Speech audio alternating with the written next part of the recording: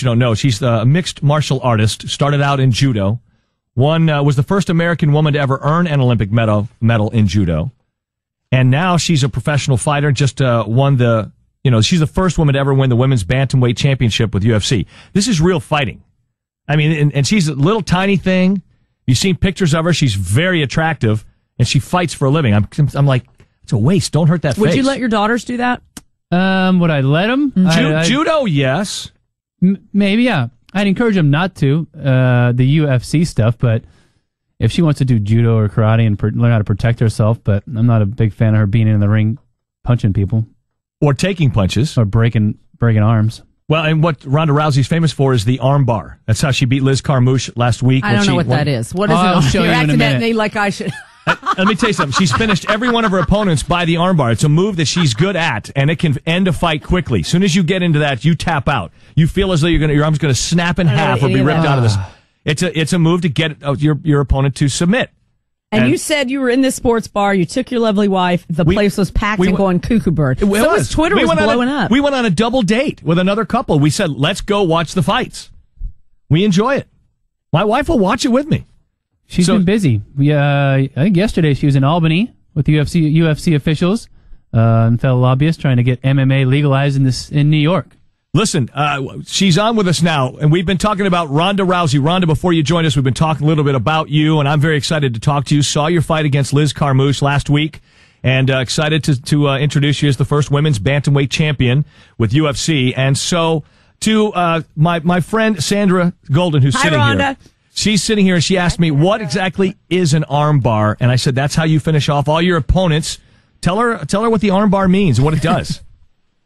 Well, in judo, it's called a jujikatame, which is like a straight arm lock. And there's several different kinds, but that's one that I'm the most efficient at. And the way that you really do it is the person's laying on the ground, and then you kind of sit perpendicular to them, and you put one leg across their neck and one leg across their torso, and you pull their arm in between your legs. Can you imagine? Your legs, and you hug their arm to your body, and you lean back. And it gets to a point where your elbow can only straighten out to 180 degrees, but your back can bend back farther than that. So you hold on to the arm, and you arch your hips up, and when it gets to the point where you feel pressure on the joint, that's when you're supposed to give up or submit, because that's why they call them submissions. And at that point, the person can either choose to submit, or they can choose to let the elbow dislocate and continue to try and get out of the position. So that's always up to the opponent, and that's how an armbar works. Ronda Rousey joins us here on 680cars.com Newsmaker Line. I'm going to demonstrate that to Sandra later in the show when we get off with you. Have you ever broke a bone, an arm, an elbow of someone else? Me or of somebody people? Else, and yourself, yeah. Yeah, I've broken plenty of bones on myself. But in the armbar, you don't actually break their arm; you just dislocate the elbow joint. So I don't think I've ever broken a single person's arm. Now I've broken my foot. I've actually I haven't really broken that many bones. I've broken a bunch of toes and bones in my feet and stuff like that. But mostly, I've had I've dislocated my collarbone and my shoulder. I've torn ligaments in my knees and stuff like that. I've cauliflower ear. I've broken my nose. But, nothing I've never, broken anything major, like a rib or a hip or a leg. Well, Ronda Rousey, the UFC's first women's bantamweight champion, is on the 680cars.com Newsmaker Line with us right now. And I would ask you, because your background is in judo, you're an Olympic medalist in judo, so we know that's where you came from. And obviously that's what helps you so much in UFC. But would you recommend judo for young girls? A lot of dads may be listening who have younger women. What would be the advice you would have for girls and how it benefits them in life? Oh, I think judo is an extremely beneficial thing for girls to do. I started, my first tournament was on my 11th birthday, so I was around 10, a little bit before turning 11 when I started. And, sports are just a metaphor for life. You gain a kind of confidence in yourself through sport that you really can't through anything else. And I was a really socially awkward kid, so I was very shy to talk to other kids. And in judo, you have to have a partner. You have to work with another kid. So it forced me to be able to talk and communicate and feel comfortable with other kids.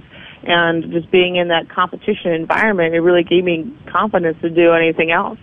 So, if I had a tournament and I won a tournament that last weekend and I had all my teammates and they were all happy for me, and then I had, some hard challenges and I won and I beat the other kids, I would go back to the school on Monday and I'd feel like I could do anything.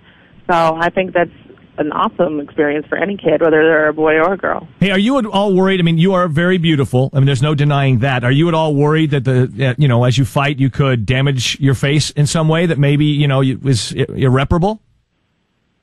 No, come on. I'm from LA. If anything happens, I'll just buy myself a new face. There you go. Buy myself a new face. All right, I'm going to ask you something else, because I read last year sometime where, the common thought in sport is that, especially, before a big game or anything, no sex.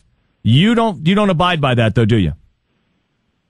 Well, medically speaking, for women, it raises your testosterone if you have sex, so it's actually beneficial for you to have sex before athletic competition. But unfortunately for me, I do not have a boyfriend at the moment, nor have I for a while. So thank you for reminding me of my loneliness. Listen, the guys behind the glass, every one of them got perked right up when you said that. So they're all willing. If you ever come to Atlanta, we'll introduce you. I'm sure you'd be thrilled. All right. Ronda Rousey, listen, I tell you what, I think you're a great spokesperson for the sport, and I've read a lot about you and how much you train. So I wish you luck in the future career. Tell us about this upcoming fight that's going to be on pay-per-view. It's UFC 158. Oh, man, I'm so excited for this fight. Nick Diaz, who's one of my favorite fighters of all time and a good friend of mine, is fighting George St. Pierre, who's one of the most dominant champions in the sport right now. And this is a fight that's been a long time coming. They were scheduled to fight before, and it got canceled, and then they were going to fight again, and then GSP got hurt. And then after the interim title shot was fought for, Nick Diaz was suspended for a while. It was just so many things happened, and now the stars have all aligned, and these two are finally going to fight. And Nick's going to get the shot at GSP that he really deserves. And GSP has been so aggravated by Nick over the years. I've never seen him so fired up to fight anyone. So hopefully he's going to really return to his very exciting ways when he fights. And I haven't been pumped for a fight like this, and I'll tell you what, I can't even remember. Rhonda, thanks so much for your thanks for your time. We appreciate it.